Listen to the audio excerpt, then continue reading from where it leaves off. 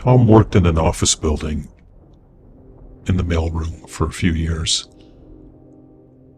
He was pretty popular around the office. Everyone knew his name. He was a practical joker. Always made you smile and laugh, especially if you were down. Real good guy. So one time after the Christmas office party, a few of the co-workers had gone out for some drinks at a nearby pub. And they were discussing about how there were different underground groups in the city. A lot of unknown things to most common people. Things that were going on quietly, secret groups and societies and that kind of thing. So one of the co-workers, Jane, piped up and said that she suspected there was a secret group that would meet once a month in the building they worked at. So they were talking about that for a while, and they were just rumors.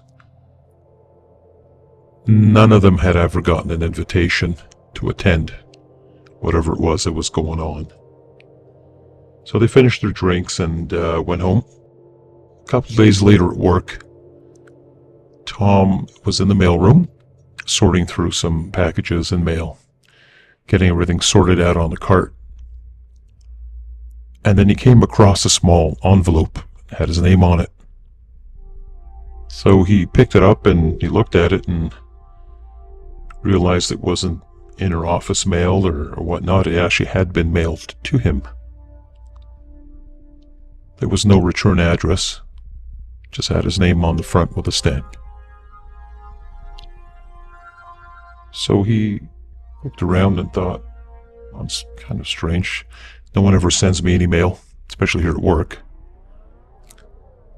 So he put the letter in his pocket and took his cart and off he went and delivered the mail and the packages. The whole time he was curious as to what was in that envelope. So once he was done with the mail, went back to his office. He had a small office there. And he opens the envelope, and there's a black card. And there's nothing on the front. It's just plain black, like a gloss finish. So he flips it over, and it's sort of a beige color on the back, and there's some writing on it. So he starts to read it, and I quote, it says, "Are you interested in finding out about the unknown? If so, be by your phone 4 o'clock on this day." So you read that, and he's thinking, if I want to know about the unknown. And he thinks it's a practical joke at first, but anyway, he looks at the date, and it's the day after. So he usually leaves at just before 4 o'clock. So the next day he decided to stay, and he went to his office, and he's waiting there, and 4 o'clock came by, nothing happened. 4:03, 4:04, 4:05. That was 4:07. So he figured he's being pranked. So he gets up from his chair, and he's walking over to grab his jacket, and then the phone rings. So he stops, puts his coat back on the rack, slowly walks towards his desk, and he's looking at the display, and nothing's coming up. Not even unknown number or private number, so nothing's showing up there. So he picks up the phone and very hesitantly answers, "Hello? Tom here." And there's a pause. There's silence for about 5 seconds. Then Tom says, "Hello, Tom speaking." And then a voice on the other end said, "Tom, I see you received our invitation." And Tom says, "Hey, who is this?" And he's trying to figure out who it is, and he's closing his eyes and just so he can hear the voice in his head and try to figure out who it is. And he's never heard that voice before. And the person on the other end of the phone says to him, "If you're interested in finding out about the unknown, we could give you a location. He says, this isn't a joke, it's not a prank. He says, we've talked to a few people and we trust you. And he's thinking, what people did he talk to? Now he's starting to go through all these names in his head. And he says, well, can I have your name? And the man didn't answer. He said, if you're interested, he says, we can give you further instructions. So Tom just paused and scratching his head, and he says, okay, well, sure. He says, yeah, I'd be interested. Perfect, says the other voice. He says, you'll be given instructions in the next couple of weeks. And then the phone disconnected. So Tom hangs up the phone and he's looking around and he's thinking, who's pranking me here? Like I said before, he's a practical joke or whatnot. So he thought, you know what, it's his turn. He'll take it. He can dish it. He can take it also. And he figures, well, you know what, let's just play this out and see what happens. So the next day when he comes into work, he asks his co-workers and says, hey, which one of you guys is pranking me here? And they're like, what are you talking about? So he goes on to explain what happened with the phone call. And he could tell by the expressions on their faces that it wasn't them. They knew nothing about it. So they were a little concerned. They thought, well, does this have something to do with the, secret group? And so they were talking about it for a few minutes. Tom starts to pay attention to everything they're saying because he remembers the voice telling him on the phone that he had talked to a few people that know him and that he was trustworthy. So he was wondering who it might have been. So sure enough, a few weeks go by, and Tom finds a note in his desk. He had gone in there looking for something, and now he's starting to try to put things together. He's got a letter that got delivered to him, so okay, that was done through the post office, all right, fine. Now, this note has no stamp. It was dropped off. Someone put it in his desk. So now he's really starting to think it's a practical joke. So he opens up the note, he reads it, and there's instructions for him to be on that Saturday night coming up, and the coordinates were given, street corner, for him to be there, and that someone would pick him up in a car, and they gave the description of the vehicle. So he's like, all right, that's cool. We'll figure this out. And he's really thinking now this is a practical joke because somebody was in his office and someone slipped that note into the drawer. So, you know what? Let's check it out. Hey, I'm good for a joke, he says. So when the time came, got ready, went down to the corner of that street, and sure enough, at the time that was written on that note, a vehicle showed up, window rolled down, asked him if he was who he was. He said yes. They told him to get in the car. Now, here's what's strange though. The lady that opened the window down and spoke to him was wearing a mask. Something similar to what you wear at a costume party. So kind of, glitzy type mask there. So he thought that was kind of strange or whatever. So he opens the door, he gets into the back seat. There's the driver, there's the lady that spoke to him, she's in the back seat. And that's it, just the two people. So he gets in there and he's looking at her and he's looking in the rearview mirror to see if he can recognize the driver. He's wearing a mask also. And you could see his eyes and his part of his nose and mouth. Doesn't look like anyone he knows. And so he asks her, he says, well, what's your name? And she says, you'll get everything once we get to where we're going. So he says to her, he says, I hope this isn't a joke or anything. He says, you know what, it's payback time for me because I've played a lot of pranks on people over the years. And she wasn't, she wasn't smiling or smirking. She kept a very straight face.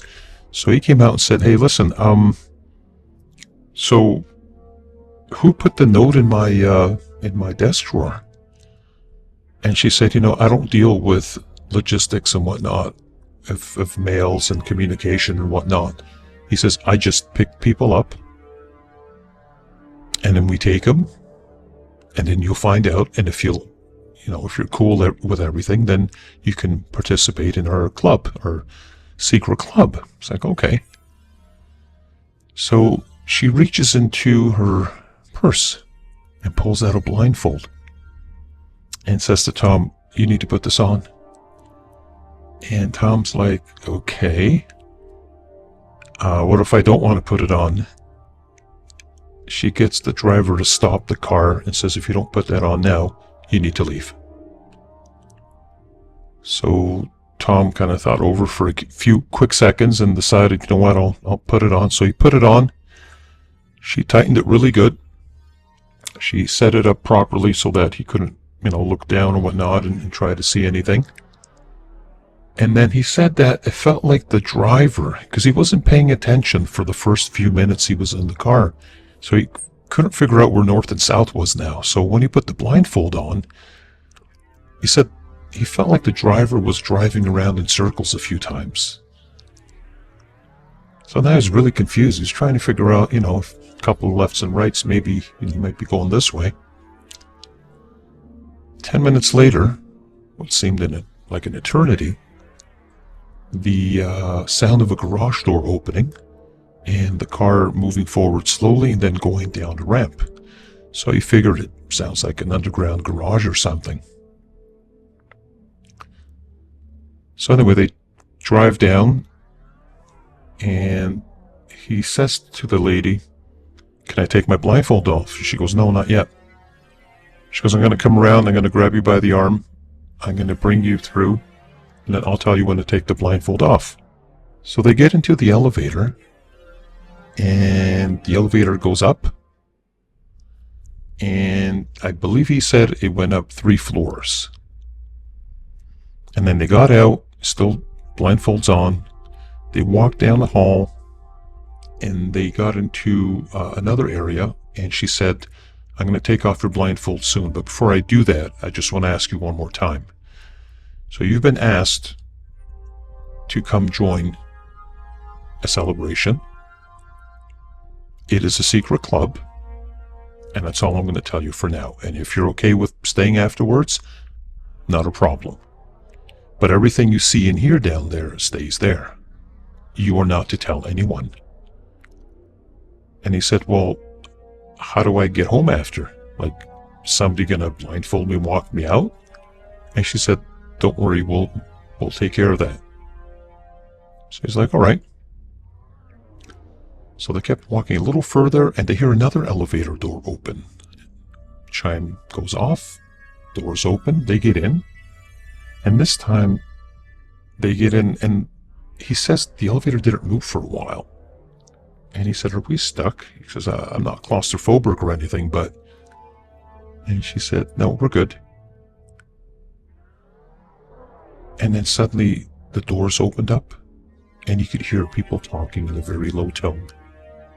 And as soon as he walked out with her, she pulled the back of the blindfold off, and for the first time in probably 40 minutes, he was able to see where he was. Everyone was wearing those same type of, party mask, costume masks. Some were wearing cloaks. Some were wearing just regular long dresses. Nobody was dressed in party clothing or party gear, or nothing like that. So you thought it might be a costume party, some sort or whatnot. Everyone had a drink in their hand. So she said to him, 2 things. You don't ask anybody their name. And if you do recognize somebody here, you don't approach them and introduce yourself and say, hi, I'm so-and-so, I know you from... You don't do that. If you see someone you recognize, you walk away and go to talk to someone else. She says, okay, that's cool. He says, everyone here is wearing a mask. How come I don't get one? And he said, well, tonight you won't need one. Everyone's going to see you. You're not going to see them. Okay. So he thought, sure, So she goes, all right, you're on your own. And then the doors closed behind him. So he took a few steps in. There wasn't music playing, like on the radio or CD or something, but you could hear off on the side. It sounded like a small quartet of stringed instruments, just playing very softly in the background. So he kind of mingled through the crowd there, and everyone's looking at him, and he's looking at everybody, and he's looking at their eyes, trying to make out if he recognizes somebody. And they're talking to each other in a very low tone. So he sees off onto the side there's a bar there. So he walks towards the bar, and the fella at the bar had his back turned. And then he asked him for a drink, and the fella turned around and he says, we all have the same drink. So a couple of people pull up to Tom, nod their heads. They looked at the bartender, and he pulled out 2 amber glasses. Same bottle, he poured their drinks. They looked at Tom, nodded their heads, and walked away. So Tom just stood there and took a few sips of this beverage, and tasted pretty nice. It wasn't a full-bodied wine, but it was somewhat of a sparkly wine, he said, and had a very fruity taste to it. So it tasted good. And he took a big gulp, drank it all, and asked the bartender for another one. Bartender smiled at him and said, absolutely. Opened another bottle, poured it in. Tom took another sip, and he's looking around, and he counts probably about 24 people, give or take. Now he's looking for the lady that brought him there, and he doesn't see her. He remembers the color of a mask she was wearing, but everyone's wearing like similar masks, different colors. So it's kind of hard to differentiate who's who. So he starts walking around, starts mingling with people. And all of a sudden, a woman off to the side stood up on the podium and yelled out to everybody to get their attention. Everyone stopped talking and looked at her. And it was the lady that had brought him in the car. So they're all standing there. And she gave a little speech and welcomed everybody and let everyone know that there was a new initiate or potential initiate in the crowd. And everybody turned around and looked at Tom. And Tom thought, initiation? He goes, okay, well, I remember stuff in college and whatnot, and yeah, that was kind of fun and whatnot, but I wonder what's going on here. He wasn't really scared, but again, still thinking it's a practical joke, and everyone's going to pull their masks off, and it's going to be people he knows and whatnot, and they're going to say, you know what, gotcha. But that didn't happen. So the lady comes off of the podium and starts walking towards Tom. And she said, come with me. And she started walking him to the back of the room, and as she was walking with him, she was talking with him and said, what would he think of the place? He says, yeah, it's pretty nice. He goes, he says, I wish I knew who everybody was, right? But he says, other than that, though, he says, it's a nice atmosphere. He says, I don't know where I am. But he says, I feel somewhat safe here. And she goes, good, well, I'm glad you feel safe. And she goes, we're going to go in the back, and we're going to give you something to wear. You'll be able to blend in with everybody. He's like, sure. She says, how do you like your drink?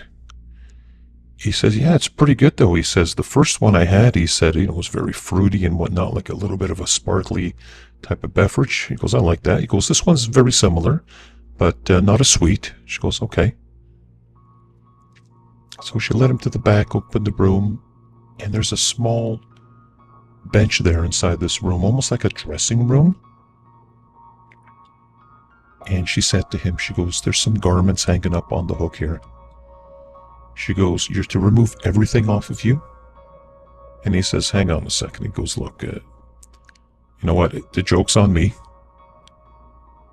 But he says, I've been, involved in a lot of practical jokes over the years. It says, you got to let me in on this. What's going on? She goes, there's no joke. just put on that attire. And when you're done, knock on the door. Don't come out yet, and I've got something to give you. It's like, okay, fine. You know what? We'll play your game. No problem. So Tom closes the door, takes all his clothing off, reaches up, and there's like a one-piece gown type of jumper type thing. So he puts that on. It's sort of a beige color, an off-white color. And he then puts on this cloak, and it's sort of a burgundy, dark burgundy, very deep burgundy color. So he puts that cloak on, ties it around his neck, puts the hood on, and he knocks on the door. And the door opens, and everything is dark in the room. The lady comes in, closes the door behind her, and she says, "You follow orders very well." She goes, "Very good." She goes, "Before you go out, I just want to let you know we're going to have a little ceremony. We're going to welcome you to the group. But before you go out there, you need to wear a mask now." He's like, "Perfect." He goes, "Can I see it?" She goes, "No, you let me put it on you." He goes, "That's the way the rules are here. You're new here, we tell you what to do." So he's like, "You know what, fine, whatever." But he's feeling a little bit woozy because, like I said, the first drink he had was very tasty. The second drink was not as sweet, it was a little more bitter. And he was starting to feel a little woozy, like as if he had had a lot of drinks. So he's like, "I feel just a little bit off." And she goes, "Are you okay?" He says, Yeah, I just feel like I've had quite a few drinks here. I've only had 2. And she just smiled at him. And then from behind, she took out a mask. She didn't show him the front of it. She put on his face, walked around, tied it behind his head, and put the cloak over him. She goes, "Now you're ready to come out." So she knocked on the door 3 times. She paused for a few seconds. She opened the doors. And when she opened the doors, they both walked out. There were candles lit everywhere. And as they walked out, everyone was off to the side on the left and the right. And he could see them because, there was enough candles in the place that, you could see where you were going and you could make out people and whatnot. So she led him up to the front, and he said he was standing there. And then suddenly the room got very quiet. And the lady got up on the podium and mentioned his name to everyone and said he was invited to come over to the ceremony if he so chooses to go through with it. And then he can become a member of this secret group, which he says he knows nothing about. So again, he thinks it's a joke of some sort. So he's standing up there, and you know that feeling when you're standing in line, sometimes at the supermarket or at the bank, and you're getting tired of standing, and then you feel like, "Oh, am I going to pass out, or what's going on here?" And you kind of start fighting that. Well, that's what he said he was feeling. And he thought, "Oh, that's really weird." Suddenly, he hears a bell. Everyone drops down. He's standing there. He's looking around. Suddenly, the curtain opens up behind the podium. And this woman walks out. And she's wearing a long black robe. Her eyeshadow was very dark. You could see her eyes sparkling in the candlelight. She was tall. Tom says she might have been about 6'2", 6'3". She walked over to the middle of the podium, raised both her hands, and started talking in a language Tom had never heard. He thinks it might have been maybe Latin, but he's not sure. And as soon as she raised her hands, everyone started chanting, and like as if they were saying some sort of prayer. So Tom just looked around and thought, okay, when's this going to end? When is someone going to turn the lights on and say, "Surprise"? That never happened. Tom at this point starting to feel real sick to his stomach. The lady standing beside him stands up, grabs his arm, and brings him towards the lady on the podium.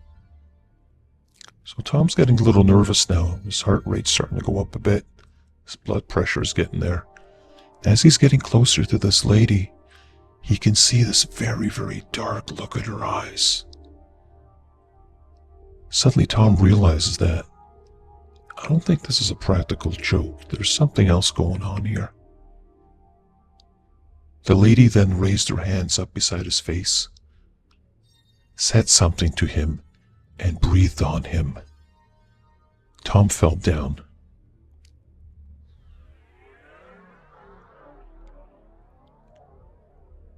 When Tom came to, he looked around.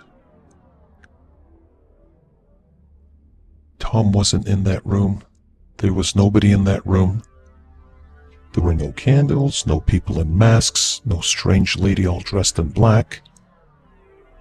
No bar, nothing. He started to rub his eyes and he stood up and he thought, where the heck am I? So he saw a door to his right, so he ran for the door. He opens the door and he finds out that he's in a building. So he's trying to figure out where he is, so he goes to the nearest window to see the intersection.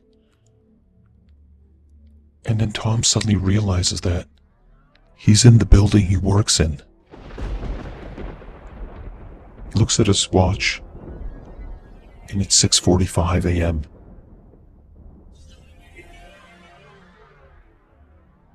It's a Sunday. Nobody's there. So he starts going up and down the aisles and realizes that he knows what floor he's on. So he takes an elevator. He actually goes down to where his office is, picks up the phone, calls up a friend of his and says, you need to come pick me up. He says, I don't know what the hell's going on here. So he told his friend, I'm here at work, come pick me up. And his friend's like, what are you doing at work? He says, I'll explain to you after, just please come pick me up. So he's all freaked out and whatnot, and he's sitting there and he's got his shirt, and there's actually shirts out of his pants. He looks a little disheveled. And he doesn't remember anything from last night that happened after he seems to have passed out. Now, Tom said he started feeling some pain around his abdomen. So, he went to the washroom to just splash some water on his face and maybe use the facilities. And as soon as he walked into the bathroom, he looked in the mirror. Tom looked very pale. And he felt kind of weak and kind of faint. He just felt sick to his stomach. And when he lifts his shirt up, what does he see? He sees a pentagram. Literally carved very lightly, like right on the top of the skin, on his abdomen. He says it's probably about maybe 4 inches in diameter. He's like, what the hell? So he starts putting water on it, tries to rub it off, thinking it's like ink or whatnot, and it's not coming off, and he actually feels it. And it is a cut. Not too deep, but just on the surface. So he starts to freak out and, okay, this is not a joke anymore. He says, now he's getting upset. And someone's going to have to pay for this now because that's not cool. So when he lifts his head up, he's splashing his face with water. And he notices there's a little cut right on the side of his neck, like a little scratch. So he looks over at it. He's looking closer, and he sees that it's actually been cut there. He's like, what the hell is going on here? Anyway, so he composes himself, cleans himself up a bit, goes out of the bathroom, goes and sits in his office, and then his friend called him and said, hey, I'm downstairs. So Tom grabbed his coat, went down the elevator, went out to the lobby, security guard's sitting there. And he says to Tom, hey, what are you doing here on a Sunday? He says, aren't you a little early for work? Tom just glared at him and walked out. He got into the car and he said to his friend, listen, you know how we talked about, there was some sort of secret group or some club or something here in the building, something weird. He says, well, here's what happened. He told him the story. And he says all he remembers last night was feeling like passing out, sick to his stomach, and remembering seeing that lady standing in front of him, placing her hands on his face and breathing on him. And that's all he remembers after that. Everything's a total blank. And they're driving along in the car, and they're about, 5 minutes into the drive, and his friend says to him, he says, what do you think happened last night? He goes, I have no idea, man. He says, I don't know if this has anything to do with any devil stuff or somebody, I'm trying to think of somebody that I might have pranked really bad.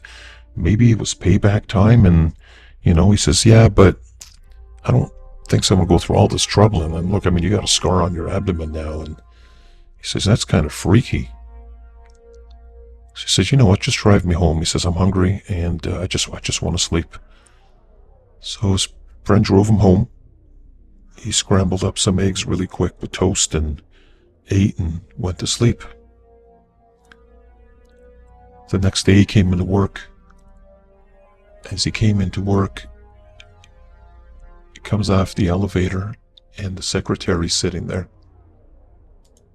And she says to him, Tom, you look a little pale there. You okay, buddy? He's like, yeah, no, I'm fine. I'm good. Until this day, Tom still doesn't know who set everything up.